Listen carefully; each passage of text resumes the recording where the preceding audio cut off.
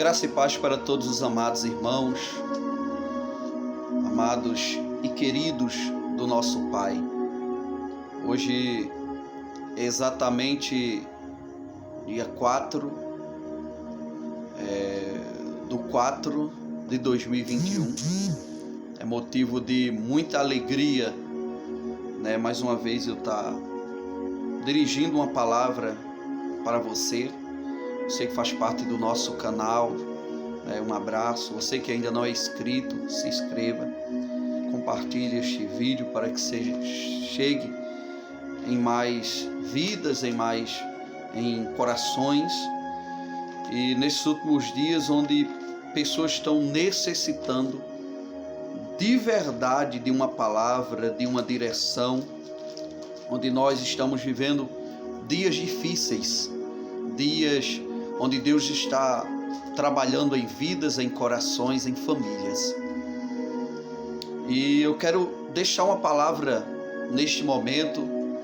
Tenho certeza que é uma palavra rápida e objetiva, mas vai trabalhar e vai falar muito ao seu coração nesses últimos dias sobre a sua vida, sobre a sua casa, sobre a sua família. Amém? Se encontra em 1 Coríntios capítulo 5 e o verso de número 6 e 7, que diz assim: não é boa a vossa jactância, não sabeis que um pouco de fermento faz levedar toda a massa? Alimpai-vos, pois, do fermento velho, para que sejais uma nova massa, assim como estáis sem fermento, porque Cristo, nossa Páscoa, foi sacrificado por nós. Aleluia. Verso 8. Pelo que façamos festa, não com o fermento velho, nem com o fermento da maldade e da malícia, mas com os asmos da sinceridade e da verdade. Amado, é uma palavra muito poderosa, está aqui em 1 Coríntios, capítulo de número 5 e o verso 6, 7 e 8, onde eu li. Esse capítulo 5, Paulo vai trazer uma palavra muito forte, muito tremenda da parte de Deus. Mas antes eu quero orar por esta palavra, para que Deus assim venha abrir o nosso entendimento e trabalhar dentro do seu coração. Pai, eu quero glorificar o teu nome nesta noite.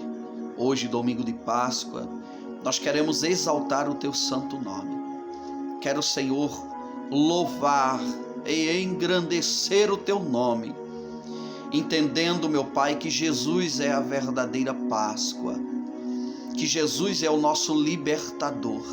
Como foi assim, Senhor, da mesma forma, da mesma proporção que Moisés foi levantado por ti ali no deserto, e assim tirou com braço forte o seu povo do Egito e das mãos de Faraó. Mesma forma como Moisés tirou ali o povo da escravidão de Faraó, da escravidão ali egípcia, Jesus foi enviado por ti, o unigênito de Deus, para também nos arrancar da mão do pecado, nos arrancar da escravidão do pecado, da escravidão de Faraó, que simboliza o mundo, que simboliza o maligno. Obrigado, Jesus. O Senhor nos libertou da escravidão do pecado, nos libertou, Senhor, da escravidão do maligno. Nós te louvamos, que esta palavra ela venha trazer transformação em cada coração, em cada vida. Venha trazer refrigério e mudanças de atitude e mudanças de hábito. Nós te louvamos, Senhor, no nome de Jesus. Fala conosco em nome de Jesus. Amém. Amados irmãos, o apóstolo Paulo, quando ele escreve esta carta, ele estava preso em Roma, foi a sua primeira viagem missionária, e assim ele fora preso. E por intermédio da casa de Crói, da família de Crói era um cooperador no ministério de Paulo. E assim Crói chegou e disse para Paulo o que estava sucedendo, o que estava acontecendo. na igreja de Corinto. Corinto era uma das cidades da Grécia antiga, uma igreja, uma cidade que era muito próspera, não só financeiramente, mas intelectualmente. Corinto era uma cidade, era uma grande metrópole daquela época, daquela região. E assim Paulo, sabendo dos acontecimentos dentro da igreja, Paulo, movido pelo Espírito de Deus, ele escreve a carta. Eu quero não entrar em muitos contextos teológicos, eu quero me manter dentro deste texto onde eu li, porque eu quero ser sucinto e rápido. E neste capítulo 6, Paulo vai tratar de um assunto que estava assim de forma muito terrível acontecendo dentro da igreja, onde um homem ele estava tendo relações sexuais com a sua madrasta, esposa do seu pai. E isso eram crentes, eram pessoas que se diziam crentes. E Paulo vai exortar não só aquele homem que estava fazendo um ato terrível, um escândalo dentro da igreja, como Paulo vai exortar toda a igreja de Corinto. Sabemos que a igreja é a noiva de Cristo. Sabemos que a igreja é o corpo particular, é o corpo de Cristo. Cristo é o cabeça. E Paulo diz aqui claramente, ele vai dizer algo muito forte, ele vai dizer mesmo assim: não é boa a vossa jactância. A palavra jactância significa vaidade, presunção, arrogância, orgulho. E Paulo está dizendo para aquela igreja: vocês são orgulhosos, vocês são vaidosos, vocês são presunçosos, vocês são vaidosos. Ele diz: não sabeis que um pouco de fermento leveda toda a massa. Paulo aqui ele vai fazer uma alusão, ele vai pegar o fermento e vai fazer uma analogia ao pecado. Você vê que quando você que sabe os ingredientes de um bolo, para fazer um bolo precisa de farinha de trigo, precisa de ovos, farinha, precisa de leite e precisa também de um pouco de fermento, porque assim vai trazer a proporção máxima do bolo, vai fazer ele inchar e ficar do tamanho certo.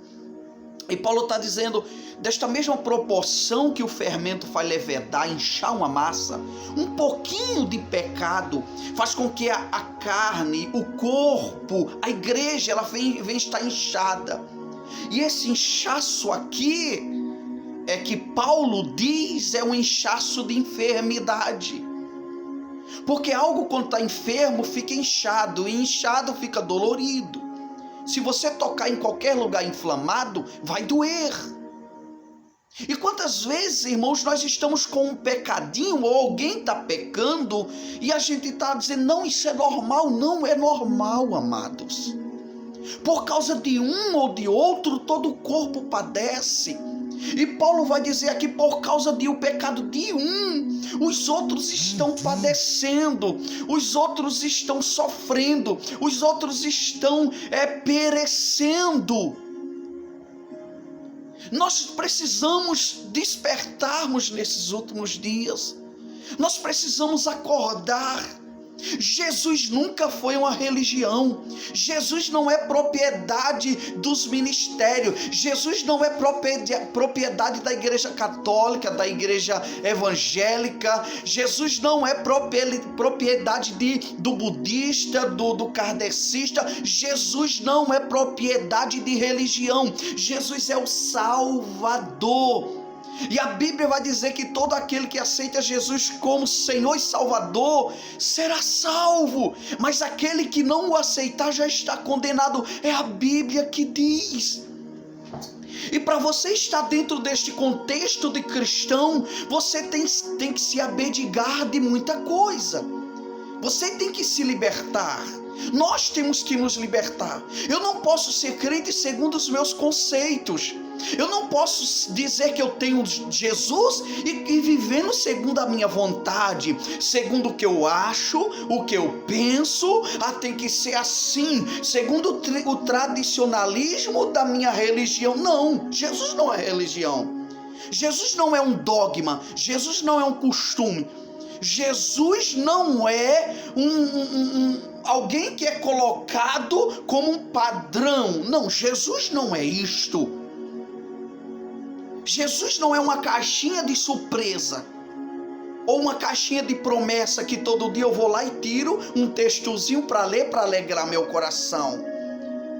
Jesus chegou para os discípulos e disse: se vocês pensam que eu vim trazer paz sobre a terra, eu não vim. Eu vim trazer guerra. E o que é? Que guerra é essa que Jesus veio trazer para mim e para você? É porque quando Jesus entra com sua palavra dentro de nós, ele vai nos confrontar. E a palavra de Deus, ela vai confrontar os nossos erros, as nossas mentiras, as nossas formas errôneas de viver. Nós precisamos nos despertar. Se nós pensamos que ir para o céu vai de qualquer jeito, não vai. E se você pensa que você vai morrer e lá no céu Jesus vai te botar num bom lugar, não, a escolha é agora. A escolha é quanto você está vivo. Não tem negocinho de morrer e vai agora fazer uma missa de 7º dia ou de 21 dias. Não tem como. A escolha é agora. Paulo disse em Efésios capítulo 2, versículo 5, vocês são salvos pela graça. No versículo 8 ele vai dizer, essa salvação é pela graça mediante a fé. E no versículo 9 ele vai dizer, não vem de obras para que ninguém se glorie. Então não pense que você vai fazer uma promessa ou que você vai fazer algo para ser salvo. A salvação não é por mérito meu nem teu. A salvação é por mérito de Cristo que morreu na cruz. Não é por mérito humano. São por mérito de Cristo. A morte vigária na cruz do Calvário, lá no Gólgota. O que Jesus passou, o que ele padeceu, o sacrifício maior de Cristo foi suficiente. Pastor, e é necessário eu fazer o quê? Crer. Jesus disse, crede em mim, crede no Senhor teu Deus e será salvo. Crer. Mas esse crer compete mudança. Esse crer precisa de eu renunciar. Quem bebe não pode beber mais. Quem fuma não pode fumar mais. Quem se prostitui não pode se prostituir mais. Quem chama palavrão não pode chamar palavrão mais. Quem trai a esposa não pode trair mais. Quem era idólatra de imagem de escultura não pode ser mais. Porque a Bíblia diz, adore só um só Deus. Exalte um só Deus. Só existe um mediador entre Deus e o homem, que é Jesus. Então Jesus, ele é o nosso Deus, o nosso Senhor, o nosso Salvador, o nosso Santo maior. Então nós precisamos de buscar o Senhor. Como eu li aqui, Jesus, ele é a Páscoa. Jesus é o nosso libertador. Não há outro Deus fora de Jesus. Não há outro caminho que leve a Deus a não ser Jesus. Não existe outro caminho. Coloque isso dentro do seu coração. Não existe outro caminho. Não tem como. Ninguém vai a Deus senão por meio de Jesus.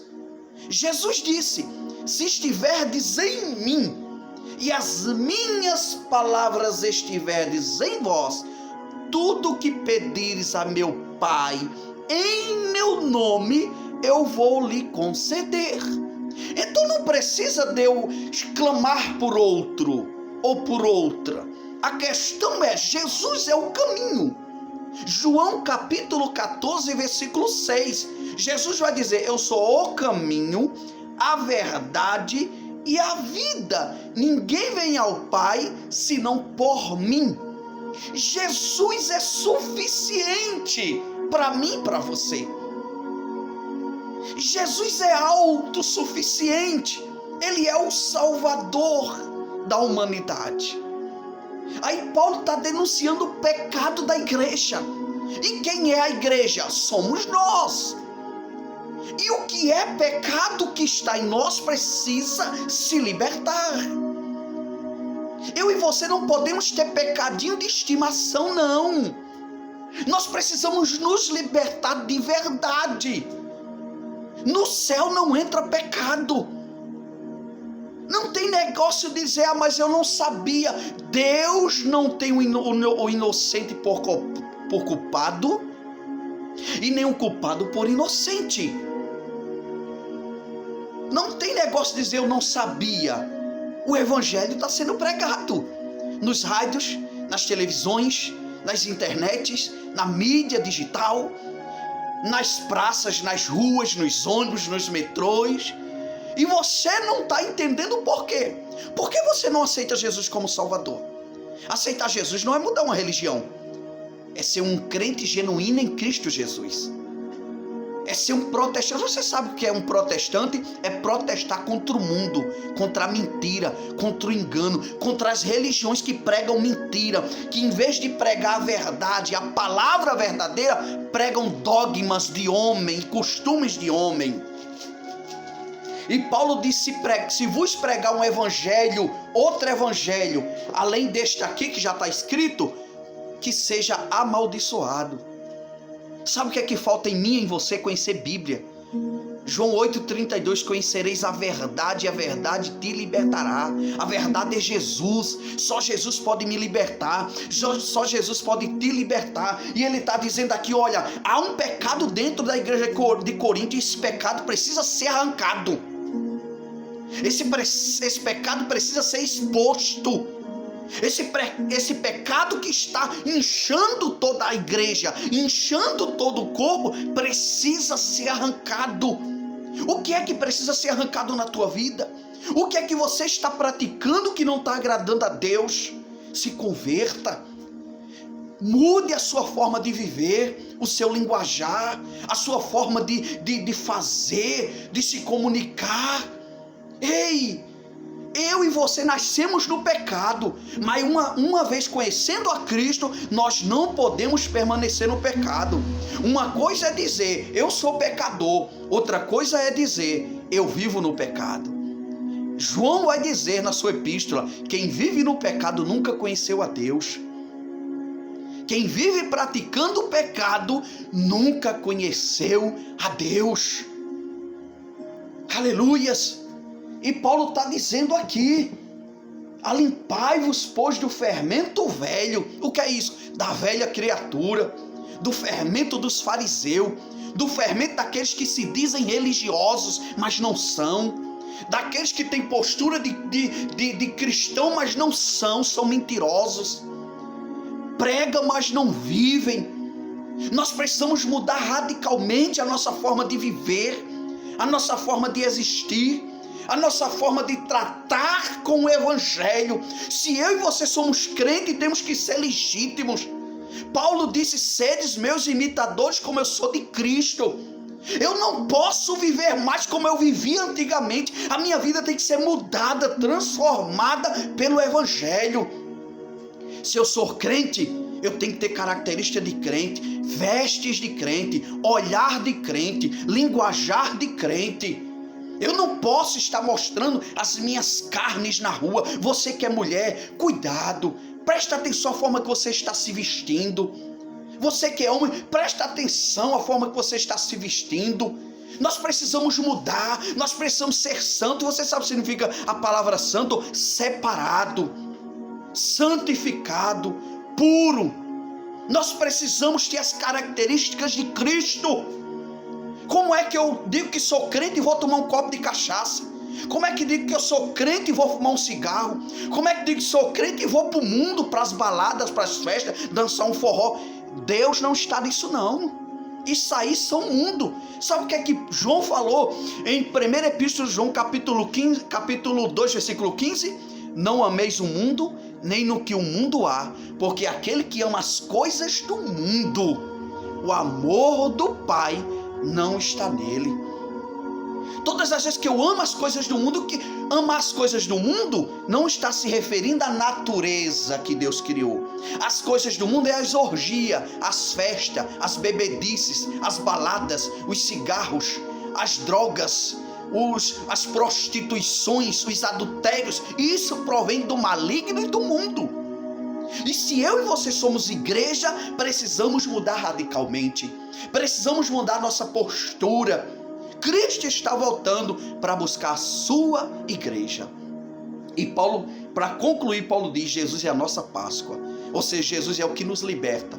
Mas Jesus só pode libertar quem quer ser libertado, quem quer ser liberto.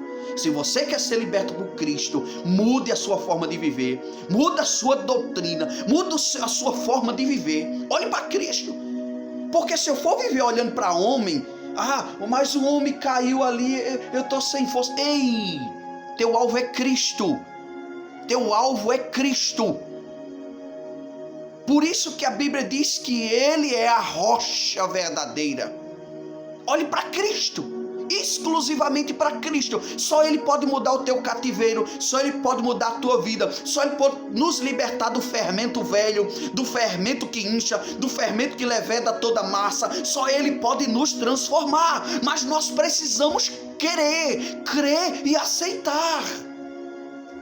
Nós precisamos ser transformados pelo Espírito de Deus, nós precisamos ser curados por Cristo e precisamos ser libertos.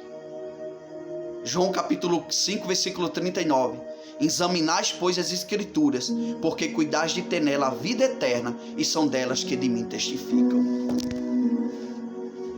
Moisés tirou o povo do Egito, e depois que tirou o povo do Egito, foi celebrar a Páscoa, a liberdade, a libertação. O significado da Páscoa é a libertação, a liberdade. Não é prisão, não é pecado oculto, não é mentira, não é engano, não é idolatria, não é ciúme, não é avareza. Não, Jesus é libertação. Ele nos liberta de nós mesmos, nos liberta do mundo, para que venhamos estar livre nele, para Ele e por Ele e por meio dele. Jesus é nossa Páscoa e Ele quer nos libertar mais e mais. Aceite Jesus como seu Salvador de verdade. Viva em Cristo e o demais Ele o fará. Um beijo no teu coração, que o eterno Deus te abençoe, te guarde, te proteja. É uma palavra dura, Eu não estou aqui para falar de religião. Eu toquei alguns dogmas aqui, porque a Bíblia me deu liberdade para isto. Jesus, Ele não é uma religião. Jesus é o Salvador, que muda a história de um homem e de uma mulher.